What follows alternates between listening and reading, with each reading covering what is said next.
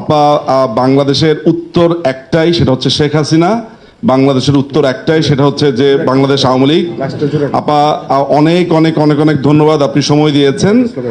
এখানে রণভাই যেই আয়োজন করেছে এবং অন্যান্য নেতারা যে আয়োজন করেছে, এটা দেখে ভীষণ রকমের মুগ্ধ হয়েছি। এখানে এত কাজ ফেলে সবাই আজকে এখানে এসেছে, আপনি তো জানেন এখানকার জীবনযাপন কেমন। আপনাকে আবারও অনেক ধন্যবাদ। বাংলাদেশের একটা মাত্র উত্তর, শেখ হাসিনা। ফেসিজম, আপনারা যদি একটু তাকান, সেটা হচ্ছে এমন যে ফেসিজমের একটা বড় ব্যাপার হচ্ছে অন্যকে কথা বলতে দিবে না, কথা বলা যাবে না। এমনকি এমন একটা ঘটনা গতকালকে ঘটেছে, আমি জানি না আপনারা সেটা লক্ষ্য করেছেন কিনা। সেটা হলো তুরাগের পানিতে পুরো লাল হয়ে গেছে, এটা নিয়ে আমরা সবাই কথা বলেছি। বাংলাদেশ পুলিশের পক্ষ থেকে তাদের ভেরিফাইড পেজ থেকে বলেছে এইটা নিয়ে যদি কেউ কোনো কথা বলে, এইটা নিয়ে যদি কোনো পোস্ট দেওয়া হয়, তাহলে তাকে গ্রেফতার করা হবে। অর্থাৎ 1975 সালের পরে, 1975 সালে বঙ্গবন্ধুকে হত্যার পরে ওই হত্যার কথা বলা যেমন অপরাধ ছিল, ইন্ডেমনিটি অধ্যাদেশ করে এই তুরাগের জলে লাশ ভেসে উঠেছে, সেইটা বলাও আপনার জন্য এখন অপরাধ হয়ে দাঁড়িয়েছে। এখন আপনি আমাকে বলেন তো, যদি এইটা ফেসিজম না হয়, তাহলে আসলে ফেসিজমটা কি? রাত্রের 11টার পরে, 10টার পরে গত 16 বছর আমি আসিফ নজরুলকে দেখেছি বাংলাদেশ আওয়ামী লীগের পিন্ডি চটকাতে। আমি গোলাম মাওলা রনি তো যদিও এখন আমাদের যে যা বলে হয়তো আমাদের পক্ষে অনেক কিছুই যায়, রাত্রে 10টার পরে 11টার পরে আমাদের বিপক্ষে যেসব কথাবার্তা হতো, এমনকি আমি গতকালকে বেশ কয়েকজন সাংবাদিকদের সাথে কথা বলেছি, যারা এমনও বলেছেন যে ভাই আপনাদের বিরুদ্ধে এত কিছু বলতাম, কিন্তু কখনো গ্রেফতার হতে হয়নি, কখনো ডিজিএফআই এর অফিসে যেতে হয়নি, কখনো কারো হুমকি ধামকি কিচ্ছুর মুখে পড়তে হয়নি। অথচ এখন দেখেন এমনও ঘটনা ঘটেছে 5ই আগস্টের পর, আমি জানি না আপনারা সেটা দেখেছেন কিনা। কয়েকটা রেস্টুরেন্টে ঢুকে আপনার এই তৌহিদি জনতা নামে এরা ঢুকেছে রেস্টুরেন্টে, সেখানে বলেছে যদি গরুর মাংস সেখানে বিক্রি না করা হয়, এটা ভারতের ষড়যন্ত্র। আপনি জানেন যে স্টার কাবাব নামে একটা কাবাব ঘর আছে বাংলাদেশে, জানেন তো নিশ্চয়ই। সেইখানে যাতে সব ধর্মের লোকেরা যেতে পারে সেই কারণে তারা আপনার গরুর মাংস রাখে না। তাদের ওখানে গিয়ে বলেছে এটা হচ্ছে ভারতের প্রতিষ্ঠান।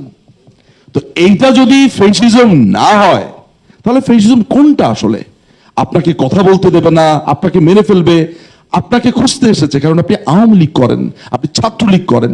বাই দ্য ওয়ে, এই 5ই আগস্টের পরে বাংলাদেশে সবচাইতে যারা স্যাক্রিফাইস করেছে, যাদের রক্তে এরকম টকটকে এই যে চেয়ারগুলোর মতো লাল হয়েছে, এটা হচ্ছে বাংলাদেশ ছাত্রলীগ। আপনারা আজকে এখানে যারা বসে আছেন, তারা প্রত্যেকে রাইট সাইড অফ দ্য হিস্ট্রিতে আছেন।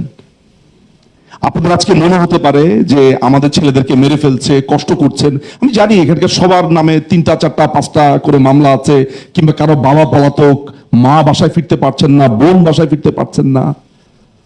75 সালে এমন হয়েছে। কিন্তু আপনাদেরকে এই জায়গাতে দাঁড়িয়ে, এই কোরিয়াতে দাঁড়িয়ে আমি একটা কথা দেই, কোনো ইন্সপিরেশনের জন্য কথা দিচ্ছি না, কারণ আমি জানি কি হচ্ছে ভেতরে, এটা আমি জানি। অনেক কথা পাবলিক ফোরামে আমি বলতে পারি না, নানান রকমের ব্লগ আছে। আপনাকে একটা তথ্য দেই, আমেরিকান এম্বাসিতে 2 সপ্তাহ আগে আলোচনা হয়েছে শেখ হাসিনাকে ফিরতে দিব না। এইভাবে খেঁকে উঠেছে কুকুরের মতো এক লোক, নাম বলবো না। মানে শেখ হাসিনার নাম শুনে সে চেয়ার থেকে লাফ দিয়ে উঠে গিয়েছে, এক সাদা লোক। তারা একটা রিফাইন্ড আওয়ামী লীগ বানাবে, তারা আরেকটা আওয়ামী লীগ বানাবে। তারা কি করবে? তারা জামাত এবং এনসিপি এগুলো মিলে আর ইউনিভার্সিটির কিছু টিচারকে মিলে আরেকটা সরকার বানাতে চায়। এমনকি তারা ওই বিএনপিকেও আপনার সাইজ করতে চায়। বিএনপি যেহেতু একটা গাধার দল, যেহেতু একটা ছাগল, মানে যত রকমের গরু গাধা অশিক্ষিত মূর্খ ওইখানে এসে উপস্থিত হয়েছে। হ্যাঁ, এরা এগুলা দেখেন, সংসদ সদস্যের নাম কি? হানজালা। আপনি আপনার বাপ দাদা 14 গোষ্ঠীর কোনদিন শুনেছেন হানজালা কারোর নাম হয় বাংলাদেশে? বাংলাদেশের নাম হতে পারে সাইফুল ইসলাম, আব্দুল করিম, এই যে আমার নাম গোলাম মারুফ মজুমদার। হ্যাঁ, মানে এই টাইপের আমাদের নামের একটা প্যাটার্ন তো আছে, তাই না? কোনদিন শুনেছেন আবু হানজালা? এই অদ্ভুতরা এলো থেকে কি? আপনি সুমনকে দেখেন, বাচ্চা একটা ছেলে, ও মনে হয় কোন একটা দোকানে কাজ করতো, তার বাবা বলেছে গরিব সন্তান, বাবা বলেছে ছোট বাচ্চা ছেলে, কে বলে যে জিরা আমাদের সাথে নাই? আমি তো দেখছি এই যে পেছনে বসে আছে এই ছেলে পেলেগুলো, এগুলো তো সবগুলোর বয়স আমার মনে হয় 22-23 বছর 24 বছর, সব চেঞ্জি এখানে। তাহলে এই কথাটাও কিন্তু আমাদের উপর দিয়ে চাপিয়ে দেওয়া হচ্ছে। এই যে আমি দেখতে পাচ্ছি পেছনে ছেলেদেরকে, একটা চেহারা দেখে বোঝা যাচ্ছে যে ওরা যে বলছে যে জেনজিরা একটা প্রজন্ম আমাদের কাছ থেকে হারিয়ে গেছে, এটা আমরা বলবো না, আপনারা বলেন যে আমি জেনজি, আমি আওয়ামী লীগ করি। আমি জানছি এইভাবে বলবেন, আপনি বলবেন যে আমি জেনজি, আমি আওয়ামী লীগ করি। কারণ এই কথাটা, কারণ ফেসিজমের একটা বড় ব্যাপার হচ্ছে, ফেসিজম আপনার কানের মধ্যে বারবার বলতে থাকবে, আপনাকে বিশ্বাস করাবে, আপনাকে বারবার বলবে। আমি ওই জালালউদ্দিন রুমির একটা গল্প পড়েছিলাম, এমন যে কিছু ছাত্ররা ক্লাস করবে না, তারা সিদ্ধান্ত নিয়েছে যে তাদের শিক্ষককে, যে শিক্ষক ক্লাস না করলে পিটুনি দেয়, ক্লাসে যেতেই হয় তার ক্লাসে, তারা সিদ্ধান্ত নিয়েছিল এমন যে ওই শিক্ষককে তারা রাস্তার মোড়ে মোড়ে দাঁড়িয়ে 50 বার বলবে, স্যার আপনাকে দেখে অসুস্থ লাগছে। ওই শিক্ষককে এরকম 50 বার বলা হয়েছে, সব ছাত্ররা মিলে এই বুদ্ধি বের করেছে। ওই শিক্ষক 50 বারের সময় সে আসলেই বোধ করেছে সে আসলে অসুস্থ, অর্থাৎ তাকে এটা বিশ্বাস করানো হয়েছিল সে অসুস্থ। আপনাকে বিশ্বাস করানো হচ্ছে যে কোনো জেনজি আমাদের সাথে নাই। আমি তো এখানে দেখতে পাচ্ছি সবই জেনজি, মানে সামনের সারি বাদে আমি তো সব ইয়াং ছেলেমেয়েদেরকে দেখতে পাচ্ছি। ফলে আপনারা যদি এক একটা প্রচার মাধ্যম, প্রচার যন্ত্র না হন এবং না বলেন বুকে হাত দিয়ে যে আমি জেনজি, আমি আওয়ামী লীগ করি, আমি ছাত্রলীগ করি। এই যে তুরাগের জলে আজকে লাশ ভেসে উঠেছে, অনেকেই বলে যে আমরা প্রতিশোধ নিব, আমরা লাশ টাঙিয়ে রাখবো। আমি এটা বলি না এবং কাউকে বলতে এটা উৎসাহিত করি না। আমরা বাংলাদেশ আওয়ামী লীগ কারো লাশ টাঙিয়ে রাখার দল না, আমরা কোনো সন্ত্রাসী গোষ্ঠী না। আমরা যা করব সেটা হচ্ছে বিচার। কিন্তু এই বিচারটা কিসের বিচার? সাক্ষী আসবে, ওই আপনার অমুক তারিখে আপনার 50 দিন পরে আরেক সাক্ষী, 40 দিন পরে আরেক সাক্ষী না। এইবার বিচার হবে 3 দিনে, 7 দিনে, 15 দিনে বিচার হবে। আমরা কত লক্ষ তদন্তকারী কর্মকর্তা দরকার হয়, তত লক্ষ দরকার হলে আইন চেঞ্জ করব, যে একটা মামলার যদি আয়ও থাকে, একজন নিয়ম থাকে, সেটার জন্য 100 জন আয়ু নিয়োগ দেওয়া হবে, বিচার শেষ হতে হবে। কারণ কালচার অফ ইম্পিউনিটি এই দেশের বিস্ফোরা। What is culture of impunity? বিচারহীনতার সংস্কৃতি। ফিদেল ক্যাস্ট্রো বঙ্গবন্ধুকে প্রশ্ন করেছিলেন যে আপনি আপনার এই 4-5 হাজার লোককে মেরে ফেলেন নাই? বঙ্গবন্ধু খুবই অবাক হয়ে বলেছিল, ইউর এক্সেলেন্সি, আমি আমার লোকদেরকে মারবো কেন? বলে আপনি ওই পাকিস্তানি প্রশাসন দিয়ে দেশ চালাচ্ছেন। বলে আমি তাদেরকে বিশ্বাস করি। কেন? আমি বাঙালিকে ভালোবাসি। বঙ্গবন্ধু বাঙালিকে ভালোবাসতো বলেই ওই সময় কাউকে হত্যা করে নাই। আজকে বলতে দ্বিধা নাই যে অন্যান্য রাষ্ট্রনায়করা এই ধরনের ঘটনাতে এসে 50-60 হাজারকে যখন মেরে ফেলেছে, এটা তখন লাইনে এসে। কিন্তু আমরা আওয়ামী লীগ এমন কোনো কালেই ছিলাম না। আমরা বিচারে বিশ্বাস করি। আজও তুরাগের জলে যখন আমাদের নেতাদের, আমাদের বাচ্চাদের, আমি বাচ্চা বলবো, নেতা তো বলবো না, বাচ্চা বলবো, আমাদের সন্তান, আমার ছেলের বয়সী সুমন, তাদের লাশ যখন ভেসে থাকতে দেখি, যেই ছেলেটা জোবায়ের 15 মাস জেল খেটেছে ফেনীতে, ছাগল নাইয়ার, ও তো জেলেই ভালো ছিল, জেল থেকে আসার পরে ওর হাত কেটে ফেলেছে, ওকে কুপিয়ে মেরে ফেলেছে। আমরা মাঝে মধ্যে মনে হয় যে যখন ক্ষমতায় যাব, আমরা যখন চেষ্টা করব যে তোমরা এই কিছু করো না, নৈরাজ্য করো না, এনার্কি করো, আমরা জানি না যে আমরা কেমনে থামাবো। আমি মাঝে মধ্যে এটা চিন্তা করি যে আমরা থামাবো কিভাবে।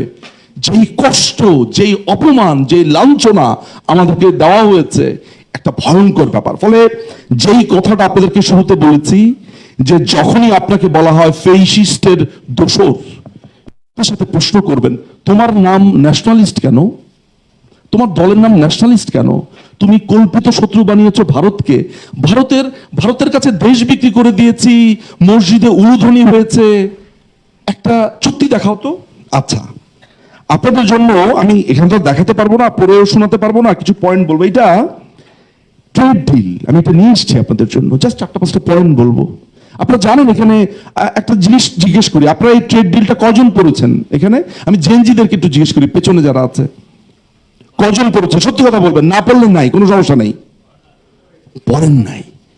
এখানে শখানিক লোক আছে। দেখেছেন আমরা কিভাবে পরাজিত হই, আমরা হেরে যাই কিভাবে। আমি ওই আপনার লন্ডনে দেখেছি, বলে বাদাম দিবে। হোয়াট ইজ বাদাম? বা মারবে, কাটবে, হাসনাতে এসেছে। আমি কিন্তু কিছু মারামারিতে বিশ্বাসী না, এগুলো অশিক্ষিত মূর্খদের কাজ। আমার কথা হচ্ছে ওকে বুদ্ধি দিয়ে পরাজিত করতে হবে, ওকে ডিবেটের ডাক দেন। ওই অক্সফোর্ড ইউনিয়নে এসেছে, বলেন আমার সাথে ডিবেট করেন, বলেন এই ট্রেড ডিলের কথা জিজ্ঞেস করেন তাকে। আপনি জানেন যে আপনার দেশে কাস্টমসে কোন কোন দেশে পণ্য যায় সেটা আমেরিকাকে জানাতে হবে। আপনার দেশে গরুর মাংস ঢুকবে, আপনি কোনো টেস্ট করতে পারবেন না। আপনার দেশে পর্ক বা শুয়োরের মাংস আসবে, আপনি কোনো প্রশ্ন করতে পারবেন না। আসতে পারে, আমাদের দেশের অনেক অনেক অনেক জায়গা আছে খায়, ঠিক আছে, অনেক ডিপ্লোম্যাটস আছে, আমি সেটা নিয়ে কোনো প্রশ্ন করব না। প্রশ্ন করব যে আমার দেশে একটা পশুর মাংস ঢুকবে, আমি পরীক্ষা করতে পারবো না? আমি এটাকে সেফলি আমার দেশে ঢুকাতে পারবো না? কিন্তু আমি যখন আমেরিকাতে যাই, নিউজিল্যান্ডে যাই, সিডনিতে যাই, সেখানে বলে আমাকে পোল্ট্রি আমি ঢুকতে পারবে না আমার এখানে টেস্ট ছাড়া। এমনকি আমার জুতার মধ্যে যদি সামান্য একটু কাদা থাকে, নিউজিল্যান্ডে আপনাকে সেই জুতা নিয়ে ঢুকতে দিবে না, ওই জুতা পরিষ্কার করে ঢুকতে হবে। আমি জানি না আপনারা কজন জানেন সে কথা। আমাদের দেশের কি কি আইন হবে, সেই আইনের কথা বলা আছে, এইভাবে আইন হতে হবে। কোনোদিন শুনেছেন যে আরেকটা দেশ বলে দেয় যে আইনটা এমন হতে হবে? এই কারণে আপনারা যেহেতু পড়েন নাই, প্রত্যেকে এইটা শপথ নেন। আমি বলবো না আজকে রাত্রে গিয়ে পড়বেন, আমি শিওর যে আপনারা রাত্রে গিয়ে পড়বেন না, কিন্তু আপনারা এটা ডাউনলোড করবেন, নেক্সট 7 দিনের মধ্যে বসে বসে পড়বেন। আপনারা কাজে যাচ্ছেন, ট্রেনে, টিউবে, গাড়িতে বসে বসে পড়বেন, দাগাবেন একটা মার্কার নিয়ে।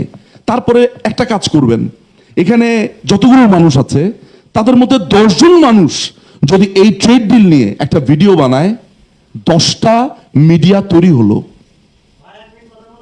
অবশ্যই আমরা অনেকেই এইসব ইন্টারনেট ইউজ করে ডাউনলোড করতে অনেকেই মতো মানে অপরাধ আপনার মিডিয়া করে, আপনার পেজ আমরা অনেকেই ফলো করি। আপনি ডিজিটাল আমি স্ট্যাটাসে আমার পেজ এটা দিয়ে দিব, আমি রণভাইয়ের কাছে দিয়ে দিব, যেহেতু আপনার পেজ আমার পেজটা তো দিবই, প্লাস আমি ব্যক্তিগত পর্যায়ে দিব যাতে আপনাদের কাছে এটা শেয়ার করতে পারেন। Thank you so much. আপনারা শুনলে অবাক হবেন, বাংলাদেশের ঔষধ শিল্প আমি নিজে ইংল্যান্ডে দেখেছি, আমি ইংল্যান্ডে থাকি। প্যারাসিটামল, আমরা বেস্ট প্যারাসিটামল বানাই। আমাদের দেশে আমেরিকার ঔষধ আপনার ট্যাবলেট আসবে, আমরা কিছু করতে পারবো না। কেন জানেন? ওদের যেই নিয়মে ঔষধ আসার, এগুলো আমি কিন্তু আপনাদের সাথে কোনো রূপকথার গল্প বলছি না যে দূর ওগুলো বানা বানা বলতেছে মনে উনি। এইখানে তাই লেখা আছে। অ্যাটলিস্ট আমি যদি ইংরেজি ভুল না বুঝে থাকি, আমার কাছে বাংলাটাও আছে। আপনার চ্যাট জিপিটি তো এখন অনেক ইজি হয়ে গেছে, বলবেন অনুবাদ করে দেওয়ার জন্য, অনুবাদ করে দিবে, খুবই সহজে অনুবাদ করে দিবে আপনাকে। গাড়ির খুচরা যন্ত্রাংশ ঢুকবে, আপনি প্রশ্ন করতে পারবেন না। বাংলাদেশে টিভির যেই আইপি রাইট আছে সেটা আমেরিকার স্টাইলে হতে হবে, লেখা আছে। আপনি কোনো ধরনের জাহাজ ডাইরেক্ট কিনতে পারবেন না, আপনাকে আমেরিকা থেকে কিনতে হবে। তো আমি যদি চায়না থেকে জাহাজ কিনি, আমার লাগে 600 কোটি টাকা, লেটস সে, একটা উদাহরণ দেই। আমেরিকা থেকে আমি যখন কিনবো, আমাকে কিনতে হবে 700, 800, 1200 কোটি টাকা দিয়ে। কেন ভাই? আমি কোনো কমিউনিকেশন যন্ত্র কিনতে পারবো না, একদম শেষের দিকে আছে। আমি রাশিয়া থেকে কোন রকমের ডিজেল, পেট্রোল, তেল কিনতে পারবো না। এখন এই যে ঘটনাটা হলো, আমরা কয়জন বলেছি যে বিক্রি করে দেওয়া হয়েছে? সারাটা জীবন মন্ত্রের মতো শুনেছি ইন্ডিয়ার কাছে দেশ বিক্রি, ইন্ডিয়ার কাছে দেশ বিক্রি। আজকে যখন সত্যিকার অর্থেই দেশ বিক্রি হলো, খেয়াল করেছেন যে আসিফ নজরুলের মতো এই সারমেয় শাবকরা একটা শব্দ উচ্চারণ করেনি? বলেছে? বলে নাই। আজকে যখন আপনার পোর্ট দিয়ে দিল তথাকথিত ডেনমার্কের কাছে, ডেনমার্ক আমাদের পোর্ট দিয়ে কি করবে? আপনাদের নিশ্চয়ই এতটুকু মগজ আছে এটা বোঝার জন্য যে Denmark nothing to do with our port. এই ডেনমার্ক এটা নিয়ন্ত্রণ করা হচ্ছে আমেরিকা। কারণ আপনারা জানেন যে প্রথম আলোতে আমরা দেখেছি সাবমেরিন এই আপনার বঙ্গোপসাগরে এখানে আমরা ড্রোন পেয়েছি, অর্থাৎ যেটা পানির নিচে যায়, সাগরের নিচে যায়, তারা মাপছে। কারণ আমাদের এখানে বলা হয়ে থাকে যে বঙ্গোপসাগর ভবিষ্যতের জন্য ডাবল বাংলাদেশ হতে পারে, মানে এইটার চর যেটা জাগে, যেটাকে বলে খনিজ সম্পদ আছে। আমি একটা বই লিখছি 5ই অগাস্টের নেপথ্যে, এইটা লিখতে গিয়ে আমাকে অনেকগুলো সাক্ষাৎকার নিতে হয়েছে। তো আমি নাম বলবো না এখনই, ওইটা বইয়ের জন্য এক্সক্লুসিভ থাকুক। তিনি মাননীয় প্রধানমন্ত্রীর দফতরে চাকরি করতেন, তার আমি প্রায় 6-7 ঘন্টা ইন্টারভিউ নিয়েছি। আমি জিজ্ঞেস করলাম যে ভাই ঘটনাটা কি হয়েছিল, মানে শুরুটা কিভাবে হলো। বলে ওরা বঙ্গোপসাগরের 15টা ব্লকই নিতে চেয়েছিল। এখানে মনে হয় 15টা ব্লক আছে না 21টা ব্লক আছে। আমার ওই নোট খাতাতে দেখলে আমি বুঝবো তখন কাকে দিতে হবে, আমেরিকাকে। তো মাননীয় প্রধানমন্ত্রী কি করেছেন, মাননীয় প্রধানমন্ত্রী বলেছেন যে আমি একটা রাষ্ট্রকে সব ব্লক দিব না। কেন দিবেন না? কারণ তিনি জানেন, দেখেন খেয়াল করেন, রাষ্ট্রনায়ক কাকে বলে, মানে সারাক্ষণ খালি ওই এই মূর্খদের এই টোকাইদের কথাবার্তা শুনছেন তো, একটু এটা শোনেন যে রাষ্ট্রনায়ক কাকে বলে। উনি কেন দিবেন না জানেন? কারণ উনি জানে যে বাংলাদেশ এই বঙ্গোপসাগর থেকে এগুলো উত্তোলন করতে পারবে না, আমাদের ইকুইপমেন্ট নাই। ফলে উনি 4-5টা রাষ্ট্রকে এঙ্গেজ করেছেন যাতে একটা রাষ্ট্র এসে সবকিছু দখল না করতে পারে। বোঝা গেল ব্যাপারটা? সুতরাং এইটার জন্য আমেরিকা খুব নাখোশ ছিল। উনি আপনার বোয়িং কিনবেন না, কারণ আপনারা জানেন যে ওই যে মালয়েশিয়ার বিমান ক্র্যাশ করেছে, নানান জায়গাতে বিমান ক্র্যাশ করেছে। উনি দেখলেন এয়ারবাসটা সেফ। এয়ারবাস হচ্ছে আপনার ইংল্যান্ড, ফ্রান্স আর আরেকটা কান্ট্রি মিলে বানায়, মানে ওদের ইঞ্জিনটা বানায় এয়ারবাস কোম্পানি, আর বোয়িং একটা কোম্পানি। আমাদের ফ্রান্সের প্রেসিডেন্ট আসলেন বাংলাদেশে, আপনাদের মনে আছে নিশ্চয়ই, একদিনের সফরে তিনি এসেছিলেন। আপনারা এগুলো যখন এগুলো যখন রিফ্রেশ করবেন বুঝবেন যে কি হয়েছিল। আমার ফোনটা একটা জিনিস আপনাদেরকে একটু, আমার ফোনটা যদি প্লিজ আমাকে একজন একটু দেন, আমি আপনাদেরকে কয়েকটা তথ্য দেই, এটা আপনাদের জানা প্রয়োজন আসলে এগুলা। আচ্ছা, তো এই এয়ারবাস থেকে তিনি বিমান কিনবেন, এটা আমেরিকার খুব অপছন্দ হয়েছে। আচ্ছা, আপনারা আপনাদের জীবনে কোনোদিন সলিডারিটি সেন্টারের নাম শুনেছেন? মানে কে শুনেছেন সলিডারিটি সেন্টার? বাংলাদেশে আছে। আমি আবার বলি, সলিডারিটি সেন্টার নাম শুনেছেন? নাম শুনেন নাই কেউ, তাই না? আমেরিকা এদেরকে 2022 সালে $508,000 দিয়েছে বাংলাদেশে। $508,000, $5,08,000 দিয়েছে। আচ্ছা, রিসার্চ ইনিশিয়েটিভ বাংলাদেশ নাম শুনেছেন? নাম শুনেছেন? নাম শুনেন নাই। এদেরকে দিয়েছে $120,000। বলছি কেন এই তথ্যগুলো দিচ্ছি। আচ্ছা, national Democratic institute for international affair নাম শুনেছেন কোনোদিন? শুনেছেন, কয়েকজন শুনেছেন, হয় না? এদেরকে দিয়েছে $400,000। কি করবে এরা? এরা বাংলাদেশের ডেমোক্রেসি নিয়ে কাজ করবে। আচ্ছা, কোন সময় টাকা দিয়েছে? ইন্টারন্যাশনাল রিপাবলিকান ইনস্টিটিউট, IRI এর নাম অনেকে শুনেছেন, এদেরকে দিয়েছে $900,000। এইভাবে অদ্ভুত অদ্ভুত সব কোম্পানিকে এনজিও তৈরি হয়েছে, এদেরকে টাকা দিয়েছে। এরা কি করেছে জানেন? ছোট ছোট বাচ্চা ছেলেদেরকে, এই যে র্যাপার আছে একজন, ওই যে দেখবেন রাজত্ব নামে একটা র্যাপ সঙ্গীত করে, ওই যে তৌহিদ মনে হয় ছেলেটার নাম, তৌফিক, ওই যে কোক স্টুডিওতে তার গান হয়েছিল, আপনারা অনেকে চিনবেন। এখন যারা পেছনে বসে আছে ইয়াং ছেলে পেলে, এরা মান্নাদের গান শুনবে না, এরা কাদের গান শুনে? এরা ওই র্যাপ মিউজিকই শুনে। ওরা ওইখানে বিনিয়োগ করেছে, ওইখানে বিনিয়োগ করেছে। ওরা তখন কি বলছে? ওরা তখন দেশের নানান রকমের সমস্যা নিয়ে ওরা গান বানায়। তো এইটা আপনার মগজের ভিতরে ঢুকতে থাকে, মগজের মধ্যে ঢুকতে থাকে, হ্যাঁ তাহলে তো দেশ খুবই খারাপ আছে। এই জায়গাতে বিনিয়োগ করেছে আমেরিকা। গত 16টা বছর আমাদের মগজ নিয়ে খেলেছে, আমরা বুঝতে পারিনি। আমরা বারবার মনে করেছিলাম যে আমরা মনে হয় সুখে আছি, শান্তিতে আছি, আমরা মনে হয় এই মুক্তিযুদ্ধ স্থাপন হয়েছিল, কিন্তু আমরা কোনোদিন ভাবিনি যে আমরা যে পয়লা বৈশাখ পালন করি, আমরা যে এত কিছু করি, সেগুলোর আড়ালে আরেকটা দ্বিতীয় রাষ্ট্র হয়েছে, দ্য সেকেন্ড স্টেট। যে সেকেন্ড স্টেটে তারা বলে এই দেশে তারা খেলাফত কায়েম করবে। আমরা কিন্তু বাংলাদেশে 95% মুসলমান। আপনি এখানে যারা বসে আছেন, যারা মুসলমান আছেন, তাদের মামি, চাচি, খালা, এদেরকে জিজ্ঞেস করুন তো, এরা কোনোদিন কখনো রাস্তায় গিয়ে বলে নাকি নারায়ে তাকবীর আল্লাহু আকবার কেউ বলে না। সবাই দেখবেন 5 ওয়াক্ত নামাজ পড়ে সুন্দর মতো, কোনো ভেজালে নাই। পাশের বাসার কোনো হিন্দু থাকলে খ্রিস্টান থাকলে কারো কোনো মাথা ব্যথা নাই। মাথা ব্যথা হচ্ছে কিছু পার্টিকুলার মানুষের। কিন্তু আপনার মগজে ঢুকিয়ে দেওয়া হচ্ছে যে ভারত সবকিছু দখল করেছে। একটা চুক্তি এই পর্যন্ত আসতে পারলো না কেন? আচ্ছা, আমি বক্তব্য শেষ করে ফেলছি। শুধু যাওয়ার আগে একটা কথা বলি আপনাদেরকে। আমি মাননীয় প্রধানমন্ত্রীকে একটু আগে বলেছি যে আপা, you are the answer, Bangladesh Awami League is the answer. শুনেছেন তো বলেছি এই কথা? আচ্ছা, যে মাসুদকে মেরেছে বাচ্চার জন্য ওষুধ কিনতে গিয়ে, ও চাপাইয়ের ছেলে তো, ওর ভাষা তো খুব সুন্দর। আমার ওর কথা শুনে চোখে পানি এসে গেছে, আমি চোখ মুছেছি বসে বসে। ভাই আমার গ্রামের বড় ভাই বাতাবাসি করে। ও তো এই স্মৃতি কোনোদিন ভুলবে না। না, ও তো ভুলবে না, আমি ভুলে যাব, ও তো ভুলবে না। ও তো প্রতিশোধ নিতে চাবে একদিন। না না, বাংলাদেশ আওয়ামী লীগ বিচার ব্যবস্থা দ্রুততা করবে। মাথায় রাখবেন, কখনো এটা বলবে না যে আমরা একে টাঙ্গাবো, ওকে মারবো, ওকে পুতবো। বাংলাদেশ আওয়ামী লীগ কখনো কোনো অন্যায় করে না। আপনাদের যত কষ্ট থাকুক, যা থাকুক, বাংলাদেশ আওয়ামী লীগ কোনো অন্যায় করবে না, বিচার করবে। বিচারের মাধ্যমে আপনারা স্যাটিসফাইড হবেন যে বিচার দ্রুততার সাথে বিচার হবে। তো একটা কথা বলি, যে দলটা এখন এই হানজালাদের দল, এরা এত যে লাফায়, এদের ভোট কত জানেন? গত 60 বছরের ভোটের পার্সেন্টেজ জানেন?